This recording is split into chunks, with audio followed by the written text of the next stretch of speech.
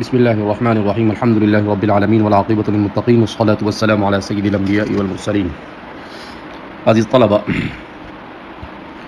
علم حدیث کی اہم ترین کتاب مسلم شریف کا پہلا درس کافی دنوں پہلے اپلوڈ کیا گیا، اس کے بعد مشغولیت میں دوسرا درس کافی دیر کے بعد نشر کیا جا رہا ہے، اور آئندہ انشاءاللہ کوشش کی جائے گی کہ اب جلد از جلد دروس آپ تک پہنچائے جائیں اور آپ اسے اپنے گھر پر لاک ڈاؤن میں فرصت کی گھڑی میں توجہ سے سنتے رہیں، اور جو چیز اس میں اچھی لگے اسے آپ تحریر فرماتے رہیں تاکہ آپ کے علم میں پختگی پیدا ہو۔ علم حدیث کی ضرورت اور اہمیت۔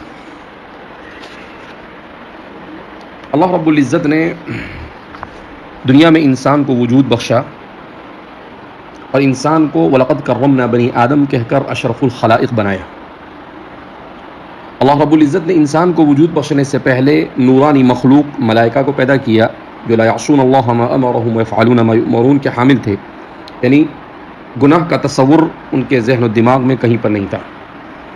پھر اس کے بعد اللہ رب العزت نے جناتوں کو پیدا کیا جن کے بارے میں مختلف باتیں مورخین نے نقل کی ہے، سوانح نگاروں نے نقل کی ہے۔ کسی نے کہا کہ جن کے والدین بھی جیسے آدم اور حوا ہمارے تھے ایسے ان کے حن اور بین تھے۔ کسی نے کہا کہ حن ایک الگ ہے، بین الگ ہے، پہلے بین تھے پھر حن ہوئے اور پھر اس کے بعد جن وجود میں آئے۔ تو ان کی طبیعت میں شرارت تھی، ایک سراپا خیر اور ایک سراپا شر، اسی لیے خیر پہلے وجود میں آیا اس لیے کہ وہ اصل ہے، اور شر اس کا معارض ہے اس لیے اس کو بعد میں وجود دیا گیا۔ خیر اور شر کے وجود میں آنے کے بعد اللہ رب العزت نے ایسی مخلوق کو پیدا کیا جو مخلوق خیر اور شر دونوں کو جمع کر سکتی ہو، جس میں خیر کے پہلو بھی ہو اور شر کے پہلو بھی ہو۔ اسی غرض سے اللہ رب العزت نے امتحان کے لیے حضرت انسان کو وجود بخشا۔ اب ظاہر سی بات ہے کہ انسان کے لیے ایک کٹھن اور مشکل مرحلہ تھا کہ اس کے لیے فمن شاء فلیؤمن ومن شاء فلیکفر، کہ اس کے سامنے خیر بھی تھا اور شر بھی تھا۔ ایک طرف اللہ رب العزت نے خیر کو پہچاننے کے لیے اسے عقل عطا فرمائی، تو دوسری طرف اللہ رب العزت نے شر کی طرف اسے لے جانے کے لیے نفس امارہ عطا فرمایا۔ ایک طرف خیر کی طرف بلانے کے لیے خارج میں حضرات ملائکہ کو اس کا مصاحب بنایا، دوسری طرف شر کا داعی بنا کر اللہ نے شیطان کو وجود بخشا۔ اس طرح سے انسان گویا کہ مکمل طور پر امتحان کے لیے اس دنیا میں آیا۔ اب جب وہ اس دنیا میں امتحان کے لیے آیا تو اللہ رب العزت نے ایک ایسا انتظام کیا کہ اسے عقل عطا فرمائی، البتہ اس عقل میں کمال نہیں۔ عقل دوسری مخلوق کے مقابلے میں انسان کی عقل بڑی تیز اور طرار اور بہت زیادہ ہے، مگر خالق اور مالک کے مقابلے میں انسان کی عقل بہت کم ہے، یعنی نہ ہونے کے برابر۔ لہذا اللہ رب العزت نے یہ فیصلہ کیا کہ انسان کو صرف اس کی عقل کے بھروسے نہیں چھوڑ دیا، بلکہ خیر کی طرف دعوت دینے کے لیے اللہ رب العزت نے عقل کے ساتھ خیر کی مکمل معرفت اور اپنے دنیا اور آخرت کے نفع کو اچھی طرح سے جاننے کے لیے حضرات انبیاء کرام علیہم الصلاۃ والسلام کو مبعوث کیا، اور حضرات انبیاء کرام علیہم الصلاۃ والسلام پر وحی نازل کی، اور اس وحی کے ذریعے سے انسان کی خیر کی طرف مکمل رہنمائی فرمائی۔ انسان چونکہ عناصر اربعہ سے بنا ہے، اللہ رب العزت نے اسے 4 عنصروں سے بنایا: مٹی، آگ اور ہوا اور پانی۔ ان 4 عنصروں سے بننے کی وجہ سے انسان کی طبیعت بھی کچھ ایسی واقع ہوئی کہ انسان ان 4 عناصر میں سے جس کا اس پر غلبہ ہوتا ہے، انسان کے اوپر اسی طرح کی کیفیت طاری ہوتی ہے، ظاہری اور باطنی دونوں اعتبار سے۔ تو ہم جانتے ہیں کہ خیر اور شر کی طرح یہ عناصر انسان کے اوپر کس طریقے سے اثر انداز ہوتے ہیں۔ تو ماہرین نے لکھا ہے اور علماء نے اس بات کی وضاحت کی ہے کہ اللہ رب العزت نے دنیا میں ایمان، کفر، علم، جہل، صدق، کذب، ان چیزوں کو پیدا کیا. اور یہ ساری چیزیں انسان کے اندر جو عناصر اربعہ پائے جاتے ہیں انہی عناصر اربعہ کی کمی زیادتی کا اثر ہوتا ہے. اب اس کو کس طرح سے سمجھا جائے؟ تو سب سے پہلے تو ہم اس بات کو ذہن میں رکھیں کہ اللہ رب العزت کی ذات حکیم ہے. وفعل الحکیم لا یخلو عن الحکمہ، اور حکیم کا کوئی کام حکمت سے عاری نہیں ہوتا. اللہ کی ہر کام میں حکمت ہوتی ہے. تو اللہ رب العزت نے جب دونوں چیزوں کو پیدا کیا، خیر اور شر کو پیدا کیا، حسن اور قبح کو پیدا کیا، تو بہت ساری متضاد چیزیں اس دنیا کے اندر پیدا کی. اور ان متضاد چیزوں کے ساتھ ساتھ اللہ رب العزت نے ایک اور انسان کے ساتھ انعام یہ کیا کہ اللہ رب العزت نے اسے بہت ساری نعمت خیر سے نوازا. اسی لیے کہتے ہیں کہ آدمی آگ، ہوا، پانی اور مٹی سے مرکب ہے. اب آدمی کو اس کا پتہ کب چلتا ہے؟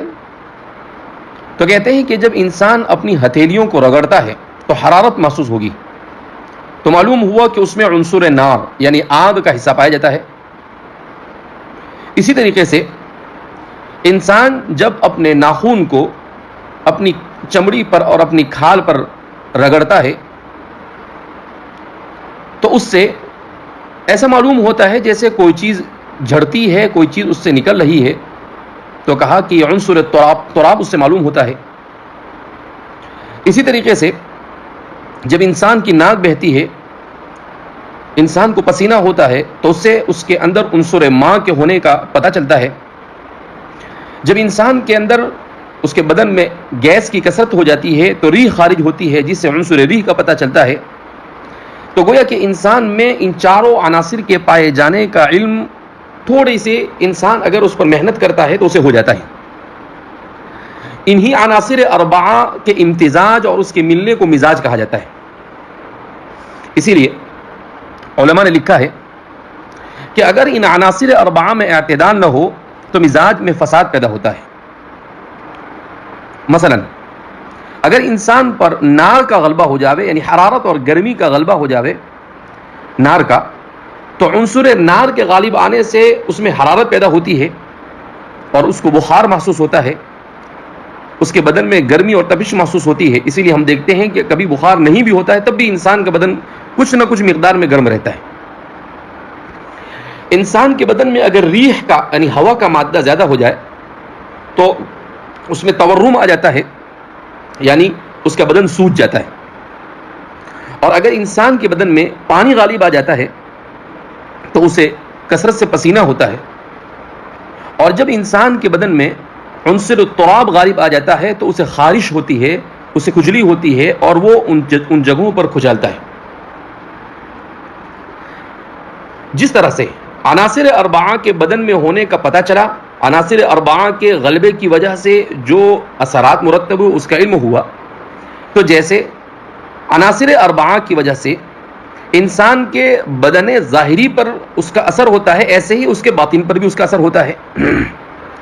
اسی لیے انسان میں اگر عنصر نار غالب آتا ہے تو انسان کی طبیعت میں ترفع، انسان کی طبیعت میں کبر، فخر، اختیال آ جاتا ہے اور وہ اترانے لگتا ہے. اسی لیے ہم دیکھتے ہیں کہ جب حضرت آدم علیہ نبی علیہ الصلاۃ والسلام کو سجدہ کرنے کے لیے حکم دیا گیا تو ملائکہ نے فوراً سجدہ کر لیا، اس لیے کہ وہ نور سے پیدا کی ہوئی مخلوق تھی. البتہ شیطان نے انکار کر دیا. اس وقت اس کا نام شیطان نہیں تھا، اس وقت اس کا نام عزازیل تھا، جیسا کہ کریمہ میں شیخ سعدی شیرازی نے ذکر کیا ہے. تکبر مکنزی نہار پسر کے روزے زدستش درائی بسر، تکبر عزازی لرا خار کرد بزندان لعنت گرفتار کر. تو اس کا نام اصل عزازیل تھا. تو عزازیل نے انکار کر دیا، سجدہ نہیں کیا اور کہا خلقتنی من نار وخلقتہ من طین، کہ میں آگ سے پیدا ہوا ہوں اور وہ مٹی سے پیدا ہوا ہے، اور جو چیز مٹی سے پیدا ہوتی ہے وہ اوپر سے دوبارہ نیچے آ جاتی ہے اور آگ اوپر سے اوپر ہی جاتی رہتی ہے. لہذا میں افضل ہوا، انا خیر من، میں افضل ہوا تو میں اپنے مفضول کو کیوں سجدہ کروں؟ گویا کہ شیطان کو عنصر نار بلکہ وہ سراپا نار ہی سے بنے ہیں، لہذا اسی مغالطہ ہوا. گویا اس نے مادے کی افضلیت کو معیار سمجھ لیا اپنے مرتبے اور رتبے کی افضلیت کے لیے بھی، جبکہ اس کا یہ سمجھنا سراسر غلط تھا. اس لیے کہ مادے کی افضلیت رتبے کی افضلیت کے لیے ضروری نہیں، ورنہ تو ہم دیکھتے ہیں ملائکہ نور سے بنے ہیں، ملائکہ انسان سے افضل ہونے چاہیے، جبکہ انبیاء یہ ملائکہ سے بھی افضل ہیں.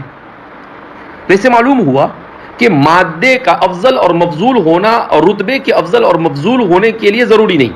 کبھی ایسا ہو سکتا ہے کہ مادہ مفضول ہو اور اس سے بننے والی چیز افضل ہو، اور کبھی یہ بھی ہو سکتا ہے کہ مادہ افضل ہو اور اس سے بننے والی چیز یہ مفضول ہو. لہذا شیطان کا عنصر نار کی وجہ سے اس کے اندر یہ کیفیت ہوئی. بہرحال اسی طرح جب انسان میں عنصر ریح غالب ہوتا ہے تو عنصر ریح کے غالب ہونے کی وجہ سے اس کے طبیعت میں شہرت کا داعیہ پیدا ہوتا ہے. وہ ہر چیز میں چاہتا ہے کہ وہ مشہور ہو جائے، اس کی طبیعت ثانیہ بن جاتی ہے، اور وہ یہ چاہتا ہے کہ لوگوں میں اس بہت فیمس ہو جائے، لوگ اس کو خوب اچھی طرح سے اسے جانے پہچانے، اور ہر جگہ پر اس کا شہرہ اور تعریف ہوتی رہے. یہ عنصر ریح کا ضمیمہ ہے. اسی طریقے سے عنصر ماء کا ضمیمہ پھیلنا ہے. تو جب انسان میں عنصر ماء غالب آتا ہے تو ہم دیکھتے ہیں کہ جیسے پانی کہیں پر ٹھہرتا نہیں، اسی طرح جس آدمی میں عنصر ماء غالب آتا ہے اس کی طبیعت میں تذبذب آ جاتا ہے، اور وہ کسی ایک بات پر ٹھہرتا نہیں. اسی لیے فرمایا کہ ایک تو اس کی طبیعت میں شک آتا ہے اور دوسرا اس کی طبیعت میں بخل آ جاتا ہے. یہ عنصر ماء کے غالب آنے سے، جیسا کہ ہم دیکھتے ہیں عنصر ماء کے غالب آنے سے اس آدمی کی طبیعت میں تذبذب کا شکار ہوتا ہے، یعنی کلی مشکک کی طرح بن جاتا ہے، ہر چیز کو شک کی نگاہ سے دیکھتا ہے. اور انسان میں جب عنصر تراب غالب آتا ہے، یعنی مٹی کا عنصر غالب آتا ہے، تو انسان کی طبیعت میں بخل آ جاتا ہے. اس لیے کہ مٹی کی طبیعت میں بخل ہے. آپ کہیں کہ ایسا کیسا ہو سکتا ہے؟ تو ہم دیکھ سکتے ہیں روزانہ کے اپنے تجربات میں کہ مٹی اس وقت تک ہمیں کوئی چیز نہیں دیتی جب تک کہ ہم اسے پہلے کوئی چیز ہماری طرف سے اسے کوئی چیز نہ مل جائے. ہم دیکھتے ہیں جیسے مٹی درخت اگاتی ہے، مگر کب؟ جب اسے پانی پلایا جائے. تو ایسی جو بھی چیز مٹی سے حاصل کی جاتی ہے، تو مٹی کسی چیز کے حاصل کرنے، کوئی چیز اپنا فائدہ پہنچانے سے پہلے ہم سے کوئی چیز مانگتی ہے. تو اس لیے کہتے ہیں کہ انسان میں جب یہ غالب آتا ہے تو مٹی کا اس کے باطن پر غالب آتا ہے مٹی کا عنصر، تو اس میں بخل پیدا ہو جاتا ہے. تو اس لیے اللہ رب العزت نے دیکھا کہ ان عناصر اربعہ کی وجہ سے جو خصائل رذیلہ انسان میں پیدا ہو رہے ہیں ان کا ازالہ کیسے کیا جائے. تو اس کے ازالے کے لیے اللہ رب العزت نے مختلف عبادتوں کا بندوں کو مکلف کیا. مثلا نماز کا مکلف کیا تاکہ اس پر جو کبر اور تکبر صفت نار کی وجہ سے آ رہا تھا وہ ختم ہو جائے. اس لیے کہ بندہ سجدہ کرتا ہے، رکوع کرتا ہے، تو اس میں سے کبر اور تکبر زائل ہوتا ہے اگر وہ خشوع اور خضوع کے ساتھ کرتا ہے. اس لیے کہ اپنی پیشانی کو زمین پر ٹیک دیتا ہے، اور یہ تواضع کا سب سے اعلیٰ درجہ ہے. اسی لیے قرآن کریم ہر جگہ پر کہتا ہے، خاشعون کا لفظ استعمال کرتا ہے، الذین هم فی صلاتہم خاشعون، الذین هم فی صلاتہم خاشعون. اسی طرح سے انسان کی طبیعت میں جیسا کہ بتلایا گیا اس سے پہلے کہ جب ریح کا غلبہ ہوتا ہے تو انسان کی طبیعت میں شہرت اور ریا آ جاتا ہے. تو اس کے کاٹ کے لیے اللہ رب العزت نے عبادت حج کو مشروع کر دیا کہ آپ احرام باندھ لیں. آپ چاہے کتنے ہی بڑے رئیس اور بادشاہ کیوں نہ ہو، لیکن آپ خانہ کعبہ کے پاس آئے ہیں تو آپ اپنے سارے کپڑے زیب و زینت اتار دو، احرام باندھ لو. جیسے دوسرے لوگ طواف کرتے ہیں آپ بھی ان کے ساتھ طواف کرو، حجر اسود کا بوسہ دو. تو اس طرح سے اس کے اندر جو شہرت کا مادہ تھا وہ ختم ہو جاتا ہے، اس لیے کہ وہاں پر کوئی تمیز نہیں ہو پاتی. اسی طرح سے اللہ رب العزت نے دیکھا کہ انسان کی طبیعت میں بخل آتا ہے، انسان کی طبیعت میں فجور اور فسق آتا ہے، استقامت نہیں باقی رہتا، تذبذب کا وہ شکار رہتا ہے. تو اللہ رب العزت نے اس کی اس تلون مزاجی کو ختم کرنے کے لیے روزے کو مشروع قرار دیا. تو روزے کی وجہ سے انسان فسق و فجور ہے، اور انسان کی طبیعت میں جو تلون اور تذبذب ہوتا ہے وہ ختم ہوتا ہے. اسی طرح سے اللہ رب العزت نے مٹی کی وجہ سے انسان کی طبیعت میں جو بخل پیدا ہو رہا تھا اس کو ختم کرنے کے لیے زکوٰۃ اور صدقات کو مشروع قرار دیا. تو آپ دیکھیں گے جتنی بھی عبادتیں ہیں ان تمام کے تمام عبادتوں کا مقصد کیا ہے؟ ان عبادتوں کا مقصد انسان میں اس کے عناصر کی وجہ سے جو برائیاں آ رہی تھی ان برائیوں کو ختم کرنا. تو اللہ رب العزت نے ان برائیوں کو سمجھانے کے لیے قرآن کو نازل کیا حضرات انبیاء کرام علیہ الصلوۃ والسلام پر. اور قرآن کریم چونکہ اللہ رب العزت کی طرف سے متن کے طور پر نازل ہوا اور اس متن کا سمجھنا ہر ایک کے لیے ممکن نہیں تھا، تو اللہ رب العزت نے اس متن کو سمجھانے کے لیے اس کی شرح اور اس کی گائیڈ کے طور پر احادیث مبارکہ کو گویا کہ ایک علم کی حیثیت سے وجود بخشا، اور علم حدیث کے نام سے ایک مستقل جو انسان کی سب سے بڑی ضرورت اور جس کا انسان بہت زیادہ محتاج ہے اسے مشروع قرار دیا. اسی لیے علماء نے لکھا ہے کہ قرآن مجید کی حیثیت متن کی ہے، اس کو ضرورت ہے اس کی شرح کی. تو امام اوزاعی فرماتے ہیں الکتاب احوج الی السنۃ من السنۃ الی الکتاب، کہ کتاب کو سمجھنے کے لیے احادیث مبارکہ کی ضرورت ہے، احادیث کو سمجھنے کے لیے کتاب کی ضرورت اتنی زیادہ نہیں، مگر کتاب اللہ کو سمجھنے کے لیے احادیث مبارکہ بہت زیادہ ضروری ہے. تو اسی سے اندازہ لگایا جا سکتا ہے کہ علم حدیث کتنی اہم چیز ہے. علم حدیث کو کیسے حاصل کیا جا سکتا ہے؟ تو علم حدیث کے حصول کے سلسلے میں ایک حیرت انگیز